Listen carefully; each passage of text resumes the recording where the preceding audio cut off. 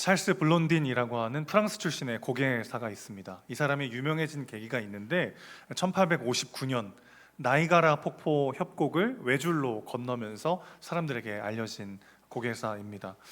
이 사람은 외줄을 건널 때 그냥 외줄만 건너는 게 아니라 각종 묘기를 부리면서 외줄을 건너곤 했는데요. 예를 들어서 눈을 가린 채 외줄을 건넌다든지, 또 외줄 위에서 수레를 밀면서 건넌다든지, 또 중간에 오믈렛을 요리하기도 하는 그런 묘기를 보이면서 사람들에게 많은 박수를 받았던 사람인데, 한 번은 이제 건물과 건물 사이를 연결한 다음에 외줄타기를 선보이고 난 다음에 구경 온 사람들에게 그렇게 물었다고 해요. 여러분, 제가 한 사람을 등에 업고 이 외줄을 건널 수 있다고 여러분 생각하십니까? 그랬더니 사람들이 막 박수를 치면서 네, 당신 할 수 있습니다, 막 이야기를 했다는 거예요. 그래서 이 사람이 한 번 더 묻습니다. 자, 그럼 여러분 중에 누가 제 등에 타시겠습니까? 그러자 이번에는 아무도 이야기를 하지 않았다고 해요. 결국 그의 매니저인 해리 콜코드가 블로딘의 등에 업혀서 외줄을 탔다고 합니다. 여러분, 그날 이 블로딘이라는 사람의 묘기를 보기 위해서 모였던 사람들은 그를 믿은 걸까요? 믿지 않은 걸까요? 뭐라고요? 안 들려요. 그를 믿은 겁니까? 믿지 않은 겁니까? 사실 믿음이라고 하는 게 단순하지가 않아서 그 사람이 뭔가를 할 수 있다는 것을 내가 받고 동의하고 인정하는 것에 그치지 않고 우리의 지성과 감정과 의지 전부에 영향을 미치게 되어 있죠. 오늘 믿음이라는 것이 무엇인지 좀 생각해 보려고 하는데, 야고보서 2장 14절은 이렇게 시작됩니다. 내 형제들아, 만일 사람의 믿음이 있노라 하고 행함이 없으면 무슨 유익이 있으리요? 그 믿음이 능히 자기를 구원하겠느냐? 야고보가 이렇게 의문을 던진 다음에 그의 결론은 단호합니다. 24절 보면 본인이 이미 결론을 내렸어요. 이로 보건대 사람이 행함으로 의롭다 하심을 받고 믿음으로만은 아니니라, 이렇게 결론을 내렸습니다. 우리에게 아주 익숙한 믿음으로 구원받는 교리와 좀 충돌되는 것처럼 보이는 그런 말씀이죠. 로마서 특히 3장과 4장을 보거나 갈라디아서를 보면 바울은 반복해서 우리에게 이렇게 말합니다. 우리가 행위가 아니라 오직 믿음으로 의롭다 하심을 받는다. 우리가 오직 믿음으로 구원받는다는 것을 강조해서 반복해서 이야기하곤 했다는 거죠. 그런데 야고보는 지금 정반대의 이야기를 하고 있는 것처럼 보여요. 우리가 믿음만으로 아니라 행함으로 의롭다 하심을 받는다고 말하는 것처럼 보입니다. 그러니까 이 두 성경이 좀 충돌하는 것처럼 느껴지는 게 사실이죠. 자, 그래서 오늘 본문을 통해서 믿음과 행함의 관계를 두 가지로 한번 살펴보려고 합니다. 그리고 마지막으로는 어떻게 믿음으로 순종하는 삶을 살 수 있는지 본문을 통해서 한번 살펴보도록 하겠습니다. 첫 번째입니다. 참된 믿음은 반드시 행함을 낳는다는 것입니다. 여러분, 우리의 행동에는 반드시 어떤 믿음이 전제되어 있어요. 여러분이 주일이 돼서 예배당에 나와 지금 예배 드리고 계시지만 우리가 한 번도 공유해서 말한 적은 없지만 우리 가운데는 이런 믿음이 있습니다. 이 건물이 무너지지 않을 거라는 믿음이 있기 때문에 여기 와 앉아 계신 거죠. 아무리 은혜가 되고 막 너무 좋아도 만약에 이 건물이 5분 안에 무너질 거라고 굳게 믿으신다면 아무도 여기에 남아있을 사람은 없는 거죠. 우리가 뭔가를 행동하기에는 거기에는 우리만의 어떤 이전에 가지고 있는 어떤 신념과 나만의 믿음들이 자리 잡고 있다는 것입니다. 자, 야고보는 이와 관련해서 15절, 17절을 보면 아주 현실적인 상황을 하나 소개하고 있어요. 우리 같이 한번 읽어볼까요? 15절부터 17절입니다. 시작. 만일 형제나 자매가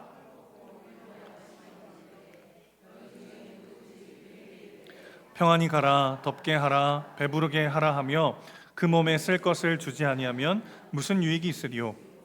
이와 같이 행함이 없는 믿음은 그 자체가 죽은 것이라. 여러분, 사랑과 감기는 숨길 수가 없다, 이런 말 있잖아요. 감기에 걸렸거나 누군가를 사랑하게 되면 반드시 티가 나게 되어 있습니다. 우리는 사랑하는 가족이야, 우리는 한 형제고 한 자매야, 그렇게 말하면서도 그 사람에게 닥친 어려움에 아무런 관심이 없다면 그 사랑은 진짜가 아니죠. 누군가 정말 사랑하는 사람이 아프거나 힘든 일을 겪을 때 한마음으로 아프고 내가 뭘 도와줄 수 있을까? 막 그런 마음이 드는 게 자연스러운 일이죠. 제가 종종 말씀드린 적이 있는데, 예전에 운전을 한번 하다가 제가 전도사 때 일입니다. 갑자기 어떤 차가 앞에 확 끼어들어가지고 저 거의 사고가 날 뻔한 적이 있어요. 순간 너무 화가 나가지고 제가 생애 처음이자 마지막으로 그 차 옆으로 갔습니다. 막 뭐라 하려고. 처음이자 마지막이에요. 그 뒤로는 절대 그런 일 없어요. 창문을 내렸어요. 막 뭐라 하려고. 그랬더니 이 사람이 뭘 잘했다고 자기도 창문을 내리는 거예요. 그러니 저보고 뭐라고 했냐면 전도사님 죄송해요 라고 했어요. 3분 정도가 이해를 못하신 것 같은데 지금 어떤 상황이죠? 제가 알았던 사람인 거죠. 우리 교인이었던 거죠. 근데 그 순간 좀 전까지 분노했던 마음은 온데간데 사라지고 쥐구멍이라도 찾고 싶은 마음이 막 생기는 거죠. 여러분 어떤 일이 벌어진 겁니까? 모르는 사람일 때는 상관없는 존재니까 막 쉽게 화가 나요. 그런데 아는 사람이면 분노보다 관계가 더 중요하기 때문에 분노가 순식간에 사라지는 거죠. 내가 그 사람을 어떻게 인식하느냐에 따라서 내 감정과 행동이 다 바뀌어 버리는 거죠. 예수님도 이렇게 말씀하셨어요. 내 보물이 있는 곳에 너의 마음도 있다고요. 지난 한 주간 내가 나의 물질과 나의 시간과 나의 열심을 어디에다 쏟았는지를 보면 내가 진짜 믿고 있는 바가 무엇인가, 내가 진짜 중요하게 여기는 가치가 무엇인지를 알 수 있다는 것입니다. 그래서 믿음은 언제나 행함을 낳는다는 것이죠. 아까 말씀드렸던 찰스 블론딘의 이 실력을 진짜 믿는다면 그의 등에 업힐 수 있는 거죠. 죄 없이 저 매니저가 그냥 어쩔 수 없이 업힌 게 아니고 그 사람은 찰스 블론딘의 실력을 진짜 믿기 때문에 업히는 거죠. 안 믿었다면 왜 업힙니까? 그냥 직업을 바꾸죠. 진짜 믿기 때문에 등에 업히는 거죠. 그래서 18절에서 야고보는 말합니다. 나는 행함으로 내 믿음을 내게 보이리라. 자, 무슨 말이냐면 어떤 믿음이 우리 안에 있을 때 그 믿음이 낳는 어떤 행함이 있다는 거예요. 그래서 그 행함을 보면 내가 어떤 믿음을 갖고 있는지가 증명이 된다는 것을 말하고 있는 것입니다. 그러니까 야고보는 지금 어떻게 하면 구원받는가에 대해서 말하는 게 아니에요. 구원받는 자의 삶이 어떠해야 되는가에 대해서 말하고 있는 겁니다. 내가 진짜 복음을 믿는다면 우리 삶에 어떤 일이 벌어져야 되는지를 이야기하고 있는 것이죠. 그래서 21절에 나오는 의롭다 하심이라고 하는 표현을 바울과 야고보가 조금씩 다르게 사용하고 있다는 것을 우리는 알게 됩니다. 자, 바울에게 있어서 의롭다 하심이라는 건 뭐냐면 하나님 앞에서 의롭게 되는 거예요. 예수 그리스도를 믿는 믿음으로 그분의 공로와 그분의 은혜로 인하여 값없이 의롭게 여김받는 것을 표현할 때 의롭게 하심이라는 표현을 바울은 쓴다는 거죠. 하지만 야고보가 말하는 의롭다 하심이라는 건 뭐냐면 그 믿음이 참된 것임이 증명되는 것을 뜻합니다. 무슨 말이냐면 바울은 믿음으로 구원받는다라고 말하고 야고보는 그 믿음이 진짜라면 반드시 이런 행함이 나와서 그 믿음을 증명할 것이다 라고 말하고 있는 거죠. 그러니까 서로 모순되고 충돌되는 게 아니라 복음을 입체적으로 설명하고 있다고 볼 수 있는 것입니다. 그래서 야고보는 이어서 말하죠. 믿음이 있다고 하면서도 삶에 아무런 변화가 없다면 그 믿음은 죽은 거라고요. 왜냐하면 산 믿음은 반드시 자라서 열매를 맺고 움직이게 되어 있지만 죽은 믿음은 아무것도 낳을 수가 없기 때문에 그렇습니다. 그래서 아주 재미있는 예를 하나 더 들죠. 19절 보시면 내가 하나님은 한 분이신 줄 믿느냐? 잘하는도다. 누구도요? 귀신들도 믿고 떠느니라. 여러분, 귀신도 하나님이 온전히 한 분뿐인 참 신이심을 알고 있습니다. 믿음은 단순한 지적 동의가 아니에요. 아는 것과 믿는 것은 달라요. 하나님이 한 분이시다라고 하는 것은 초대교회에서 가장 대표적인 신앙 고백이었어요. 그 야고보가 이렇게 말하고 있는 거예요. 너희가 정통 신앙을 믿고 있느냐? 잘하는구나. 그런데 귀신도 그 정도는 알고 있다는 거예요. 귀신들도 하나님만이 유일하신 참신이심을 알고 있어요. 그러나 그들은 하나님과의 인격적 관계와 신뢰가 없는 거죠. 진정한 믿음은 전인격적 작용입니다. 우리 지성과 감정과 의지 모두가 움직이게 되는 전인격적 작용이라는 것이죠. 예를 들어 보겠습니다. 여러분, 액자 속에 나이아가라 폭포가 있어요. 전 한 번도 해외를 나가본 적이 없기 때문에 나이아가라 폭포도 가본 적이 없겠죠. 그렇지만 아주 생동감 있고 생생하게 그 폭포에 대해서 여러분에게 소개할 수 있습니다. 너무나도 아름답고 찬란하고 장관인 그 나이아가라 폭포 함께 갑시다 얘기할 수 있어요. 아무리 그래도 직접 가본 사람이 느낀 것에 따라갈 수는 없습니다. 나이아가라 폭포에 대해서 설명하는 것과 그곳에 가서 경험한 것을 전하는 것은 전혀 달라요. 여러분, 하나님을 창밖 세상 구경하듯 경험하지 않으시길 바랍니다. 창문을 열고 그분께 나아가서 그분과 인격적 교제를 누리시기를 주님의 이름으로 축복합니다. 우리 하나님을 액자 속 사진으로만 만나는 건 너무 아까워요, 여러분. 창문 밖의 세상을 바라보는 것만으로는 그분의 그 아름다움과 영광과 생명을 맛보지 못하는 삶은 너무 안타까워요. 창문을 열고 그분께로 나아가서 그분을 우리의 지성과 감정과 의지 모두에 담아서 그분의 은혜와 사랑을 누리시기를 주님의 이름으로 축원합니다. 또 한 가지는 귀신들은 알고 뭐 한다고요? 알고 두려워 떤다고요. 여러분, 우리가 복받기 위해서 순종하는 것, 순종하지 않으면 벌 받을까 봐 두려워서 하는 것, 그것은 진정한 믿음이 아니라는 것입니다. 하나님이 어떤 분인지를 알면, 그분을 진정으로 믿으면 그분을 사랑할 수밖에 없어요. 그래서 벌 받을까 봐 벌벌 떨면서 두려워서 순종하는 것이 아니라 그분을 사랑하고 싶어서, 그분을 기뻐하고 싶어서, 그분과 더 가까워지고 싶어서 순종하는 마음이 우리 안에 생기더라는 것입니다. 아는 것만으로 멈추는 것은 믿음이 아니죠. 그리고 사랑 없이 행하는 것도 참 믿음이라고 할 수 없습니다. 두려움 때문에 하는 순종, 벌받지 않기 위해서, 복받기 위해서 하는 행함이 아니라 그분의 아름다우심과 그분의 영광에 눈을 뜨고 그분의 삶을 누리는 저 여러분 되시기를 주님의 이름으로 축원합니다. 시편 34편 8절에서 시인이 노래한 것처럼요, 너희는 여호와의 선하심을 맛보아 알지어다. 여호와의 선하심을 맛보아 알지어다. 여러분, 우리 하나님은 그런 분이십니다. 그분의 아름다움, 그분의 영광, 그분의 한량없는 은혜와 사랑을 여러분의 삶의 모든 영역 속에 풍성히 누리시기를 주님의 이름으로 축원합니다. 머리로만 아는, 입술에만 맴도는 하나님과 복음이 아니라 우리의 인격 전체로 경험되는 하나님과의 깊은 관계를 누리시기를 주님의 이름으로 축원합니다. 두 번째로 넘어가죠. 믿음과 행함의 관계. 두 번째는요, 행함이 믿음을 온전하게 한다는 것입니다. 21절, 22절 말씀 같이 읽겠습니다. 시작. 우리 조상 아브라함이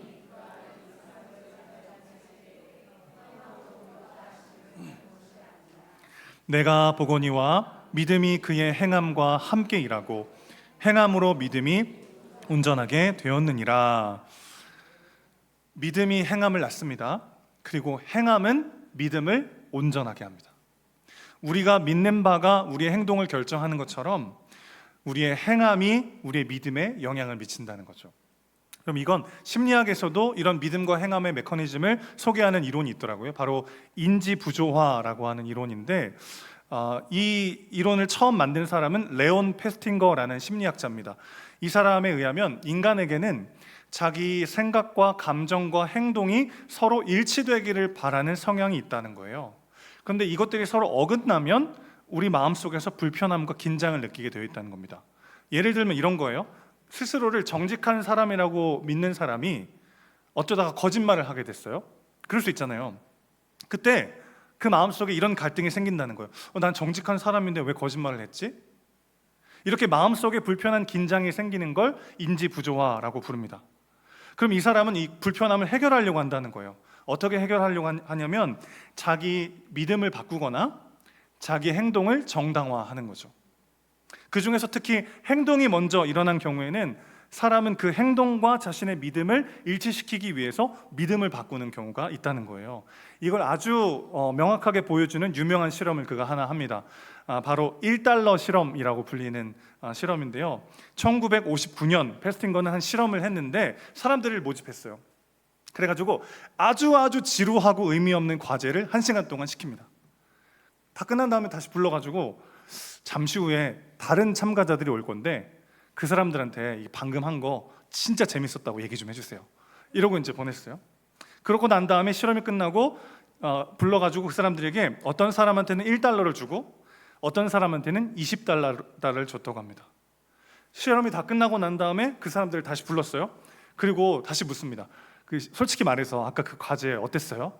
그랬더니 놀라운 결과가 나왔어요. 1달러 받은 사람들은 생각보다 재밌었어요 라고 대답했대요. 그리고 20달러를 받은 사람들은 솔직히 지루하고 재미없었어요 라고 답했대요. 자, 왜 이런 차이가 벌어졌을까요? 20달러를 받은 사람들은 이렇게 생각했다는 겁니다. 사실 재미없었는데 20달러나 받았으니까 좀 좋게 말해줘야 되겠다. 큰 보상이 있었기 때문에 이 과제가 지루하다는 생각을 굳이 바꿀 필요가 없었던 거예요. 그런데 1달러를 받은 사람들은 달랐죠. 1달러는 거짓말하기엔 너무 적은 보상이죠. 그러니까 마음속에 이렇게 생각하게 된 거예요. 내가 이걸 재미있다고 말했는데 고작 1달러를 받았다고? 사실 나는 재미없었는데 다른 사람한테는 재밌었을 수도 있지. 내가 몰라서 그렇지 사실 나름 의미 없는 과제였던 것 같아. 이렇게 거짓말이라는 행동이 먼저 있고 난 다음에 그 행동을 정당화하기 위해서 자기 자신의 믿음을 바꿨다는 거예요. 행함이 믿음을 바꾸는 건 우리 일상 속에서도 아주 흔하게 나타나곤 합니다. 예를 들어서 어떤 부모가 아이를 심하게 꾸짖었다고 한번 해보세요. 우리끼리 얘기지만 솔직히 그럴 때 있잖아요. 가중처벌할 때 특히 이제 자녀가 아버지랑 많이 닮으면은 엄마한테 가중처벌 많이 당합니다. 제 경험이에요. 감정이 앞서서 아이의 잘못보다 조금 더 많이 혼낼 때도 종종 있어요. 근데 그러고 나면 마음이 불편해지잖아요. 내가 너무 심하게 했나? 아이한테 상처가 되면 어떡하지? 그런 마음이 갈등이 시작됩니다. 그럼 일종의 인지 부조화가 생기는 거예요. 나는 좋은 부모야 라고 하는 자아상이 있는데 한편으로는 아이에게 과도하게 화낸 행동이 있잖아요. 그럼 어떻게 됩니까? 이 둘이 충돌해가지고 인지 부조화가 생기는 거죠. 그러면 사람들은 이 불편함을 해소하기 위해서 스스로를 설득합니다. 그래도 이건 아이를 위한 행동이었어. 그냥 두면 버릇이 나빠지니까 이 정도는 훈육했어야지. 이런 생각들을 통해서 자신을 정당화하게 되고 결국 훈육이 꼭 필요하다라고 하는 믿음이 더 강해지는 거죠. 여러분, 모든 훈육이 다 뭐 이렇게 합리화에 따른 나쁜 훈육이라는 걸 말하는 게 아니고요. 제가 지금 말씀드린 건 이거예요. 우리의 행동이 단지 한 번의 행동으로 끝나는 게 아니라 그 행동을 이해하고 해석하는 과정 속에서 기존에 내가 가지고 있었던 믿음에 영향을 미친다는 것입니다. 믿음이 행함을 낳지만 행함은 다시 우리 믿음을 흔들거나 강화시키더라는 거예요. 이게 왜 중요합니까? 우리는 분명 믿음으로 구원받습니다. 우리가 하나님께 순종하면 하나님께 사랑받고 우리가 불순종하면 하나님 우리를 미워하시는 게 아니에요. 우리가 하나님께 순종할 때는 하나님의 기쁨으로 우리를 사랑하십니다. 우리가 하나님을 사랑하지 않을 때는 주님은 안타까워하시면서 여전히 우리를 사랑하십니다. 우리는 오직 믿음으로 그리스도의 은혜와 공로로 말미암아 구원받는 존재들인 줄로 믿습니다. 그런데 믿음으로 구원받는 건 맞는데 우리의 행함이 우리의 믿음을 온전하게 하기도 하고 흔들어 놓기도 한다는 거예요. 그래서 우리가 정말 믿음으로 순종하는 삶을 살기 원한다면 단지 머리로만 믿지 말고 작은 순종이라도 한 걸음 내딛는 행동이 필요하더라는 것입니다. 행함이 있어야 구원받아서가 아니라 믿음으로 구원받는데 우리의 행함이 그 믿음을 뒤흔들기도 하고 무너지게 하기도 하기 때문에 그렇습니다. 여러분 생각해 보세요. 우리가 하나님을 위해서 열심히 순종하고 하나님을 사랑하잖아요. 하나님이 날 사랑하신다는 믿음이 막 굳건해집니다. 근데 내가 하나님 위해서 별로 한 게 없어요. 맨날 내 맘대로 살고 불순종해요. 그럼 왠지 하나님도 날 요즘 별로 안 좋아할 것 같은 느낌적인 느낌이 와요. 우리의 행함이 우리의 믿음을 흔들어놔요. 그래서 우리의 순종이 우리의 믿음을 더 온전하게 하더라는 것입니다. 그래서 단지 머리로만 믿는 것이 아니라 작은 순종으로 한 걸음을 내디딜 때 하나님을 향한 작은 삶의 실천, 그 작은 순종이 우리의 믿음을 더 단단하게 만들고 그분을 더 신뢰하고 싶은 마음을 키워가게 하더라는 것이죠.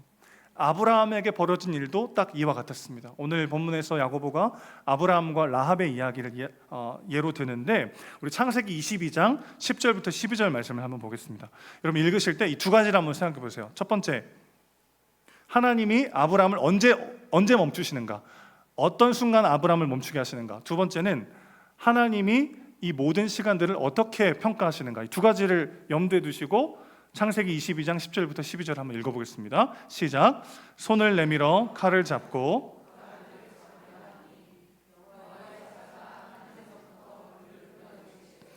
아브라함아 아브라함아 하시는지라.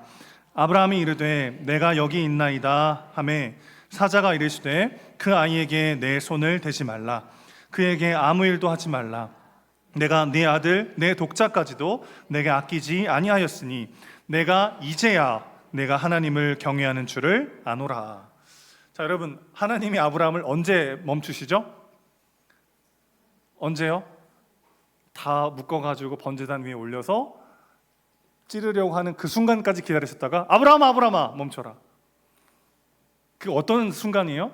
부모 입장에서 이미 찌른 것과 다를 바 없을 때까지 기다리시죠.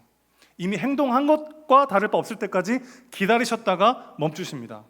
그러고 난 다음에 네가 이제야 네가 하나님을 경외하는 줄을 내가 아노라. 여러분, 하나님은 전지전능하시잖아요. 아브라함이 이삭을 바칠 것을 하나님은 아셨을까요? 아셨을까요? 당연히 아시죠. 하나님 전지하신데. 근데 왜 기다리셨을까요? 그리고 왜 그걸 하고 난 다음에야 이제야 네가 하나님을 경외하는 줄 알겠다고 하셨을까요?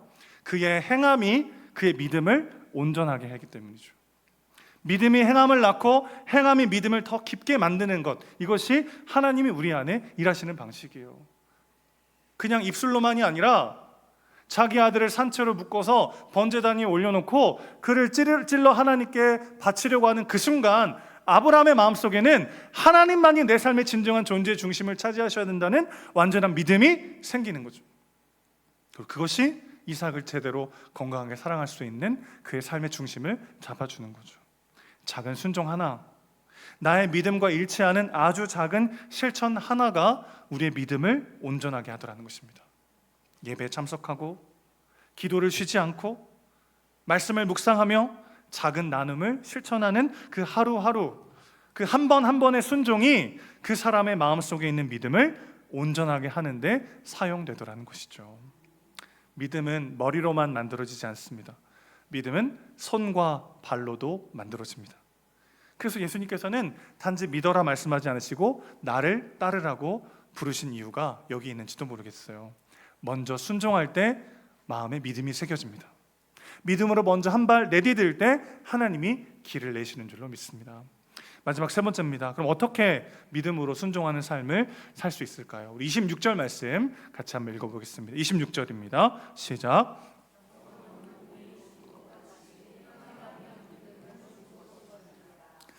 여러분, 이런 구절을 읽을 때마다 좀 뜨끔뜨끔하고 그럴 때가 있어요. 우리가 우리의 믿음이 행함을 낳지 못하고 그저 아는 것에 머물 때가 있잖아요.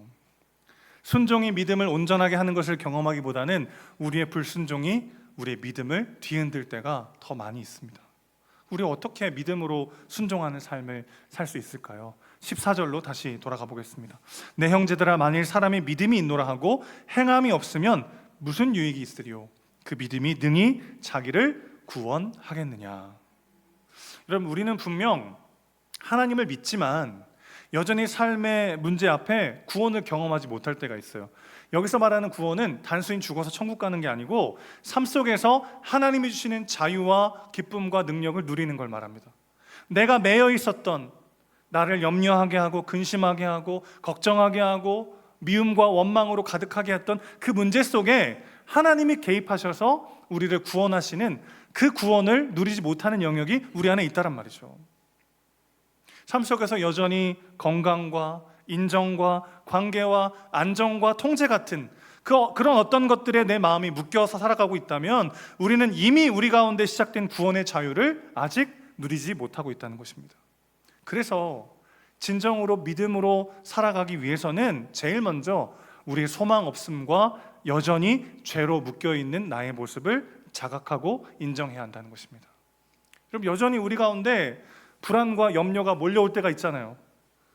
여전히 걱정과 근심과 두려움이 몰려올 때가 있어요. 가만히 생각해 보면 그 영역에서 여전히 내가 주인이에요.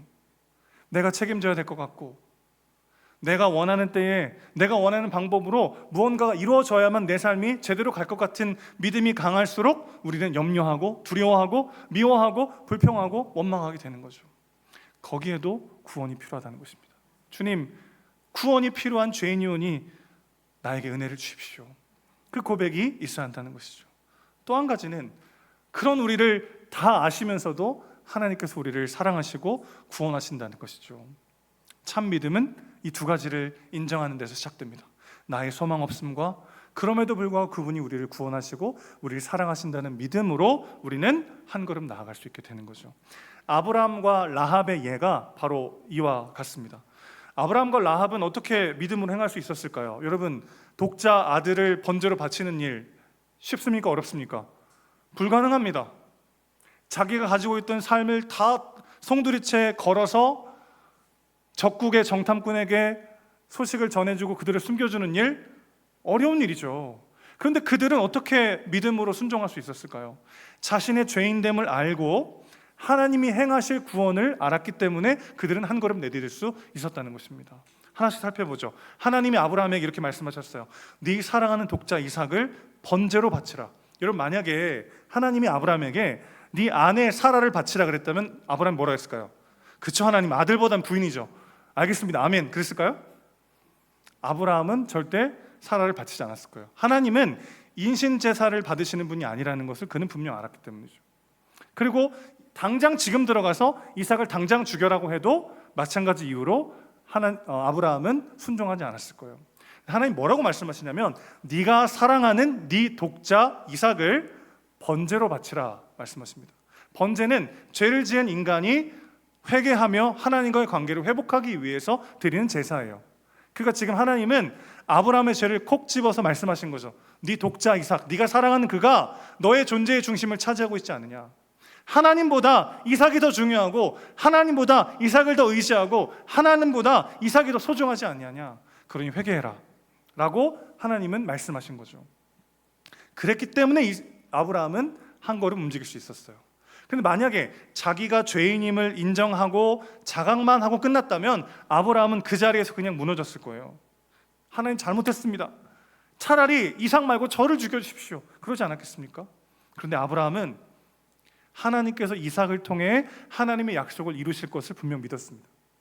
심지어 내가 번제로 바친다 할지라도 어떻게 해서든지 모르지만 하나님은 이삭을 다시 살리실 것이고 이삭을 통해서 약속을 이어가실 것이라는 분명한 믿음이 있었다는 거죠. 그러니까 내가 죄인이라는 것도 믿었고 동시에 하나님이 이삭을 구원하실 것이라는 것을 믿었기 때문에 이 둘 모두가 그를 한 걸음 내딛는 순종의 삶으로 나아가겠다는 것이죠. 25절에 나오는 라합은 어떻습니까? 그녀는 기생이었어요. 창기 출신으로 여리고에서 성 안 사람도 아니고 성 밖 사람도 아닌 그 누구에게도 환영받지 못하는 인생이었습니다. 자기 자신이 소망 없는 인생이라는 것을 누구보다 잘 알고 있었어요. 그러나 만약 그것만 알았다면 그녀는 오히려 이스라엘 정탐꾼을 고발했을 거예요. 그럼 너무나 좋은 기회 아닙니까? 적국의 정탐꾼을 고발해가지고 공로를 인정받아서 뭐 재물을 받을 수도 있고 여리고에서 더 이전보다는 더 좋게 살아남을 수 있게 되는 거 아니에요? 그런데 라합은 이스라엘의 하나님만이 참 신이심을 알고 있었습니다. 그분만이 자신의 소망 없는 삶을 구원하실 수 있다는 것을 그녀는 알고 있었어요. 그래서 남은 모든 목숨과 삶을 걸고 정탐꾼들을 숨겨주고 도망가게 한 것이죠. 자, 정리해볼까요? 아브라함과 라합은 뭘 알았습니까? 나의 소망 없음을 알았어요. 여전히 걱정과 근심과 염려와 두려움과 미움과 원망에 묶여서 내 삶을 살아내지 못하는 구원이 필요한 죄인이구나. 그들은 알았어요. 그리고 동시에 그런 우리를 구원하시고 그런 우리와 함께 하실 하나님을 믿었습니다. 이 두 가지에 대한 믿음이 그들을 순종으로 나아가게 했다는 것이죠. 여러분, 우리도 그렇습니다. 우리도 여전히 무언가에 매여 있어요. 여전히 우리의 마음을 끊임없이 뒤흔드는 무언가에 우리는 매여 있어요. 그러나 동시에 하나님이 이미 행하신 일이 아니라 이미 행하신 일을 바라보면서 우리는 순종할 수 있습니다. 아브라함과 라합이 앞으로 하나님이 행하실 일을 바라보면서 순종했다면 우리는 이미 하나님께서 행하신 일을 바라보며 순종할 수 있습니다. 아브라함보다 더 크신 분을 보십시오.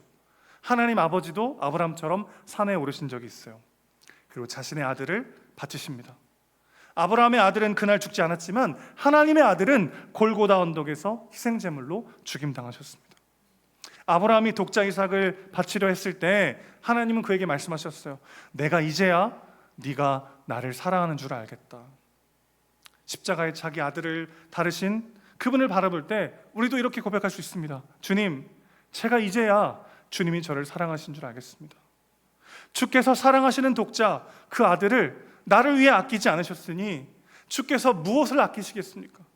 주께서 나에게 무엇을 안 주시겠습니까? 내가 이제야 주님이 나를 사랑한 줄을 알겠습니다. 여러분, 우리 주님께서 정말 우리를 위해 이렇게까지 하셨단 말입니까? 그 사랑스러움 앞에 우리의 마음이 녹아내리는 거죠. 그 아름다우신 분이, 그 영광스러운 분이 나를 위해 이렇게까지 하셨구나. 그 감격이 우리를 한 걸음 나아가게 하는 거죠. 드라마 폭삭 속았수다에서 금명이가 아버지가 돌아가신 다음에 통장을 하나 열어봅니다. 거기에 자기가 알바하고 일하면서 조금씩 부모님 쓰시라고 용돈을 보냈던 게 있는데, 아버지가 하나도 그거 안 쓰고 통장에 다 차곡차곡 모아놓은 것을 봐요. 그래서 때로 막 장녀로서의 부담감도 있고, 내가 맨날 더 놀고 싶고 먹고 싶고 하고 싶은 거 참아가면서 부모님 용돈 드리는 거 그것도 나도 힘들었다고 막 그런 이야기도 하는데, 그 통장을 열어보는 순간 막 마음이 막 녹는 거죠. 아버지가 나를 위해 이렇게까지 하셨구나.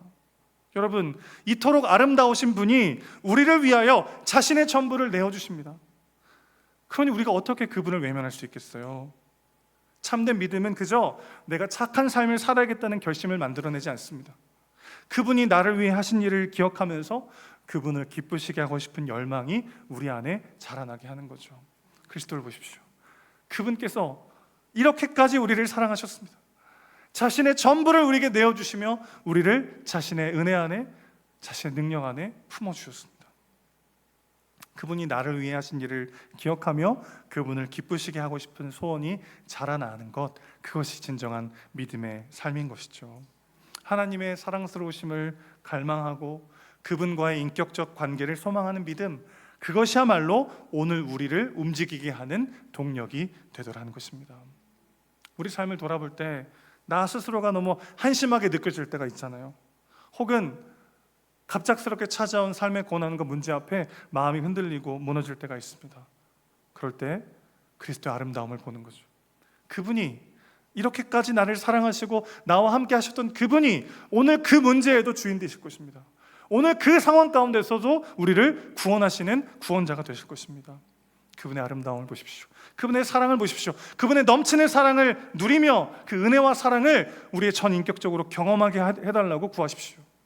그럴 때 그분이 우리를 순종하게 하실 것입니다. 그분이 우리를 한 걸음 나아가게 하실 것입니다. 우리가 믿는 바가 삶으로 드러나는, 우리의 믿음이 삶으로 열매 맺는 삶은 우리를 이렇게까지 죽기까지 사랑하신 그분을 다시 만날 때 가능합니다. 그토록 아름다우신 그분이 우리를 이렇게까지 사랑하셨습니다. 그 사랑이 다시 한번 우리 마음에 새롭게 피어나고 그 사랑으로 그분을 담대히 따라가는 우리 모두의 삶이 되시기를 주님의 이름으로 축원합니다. 아멘.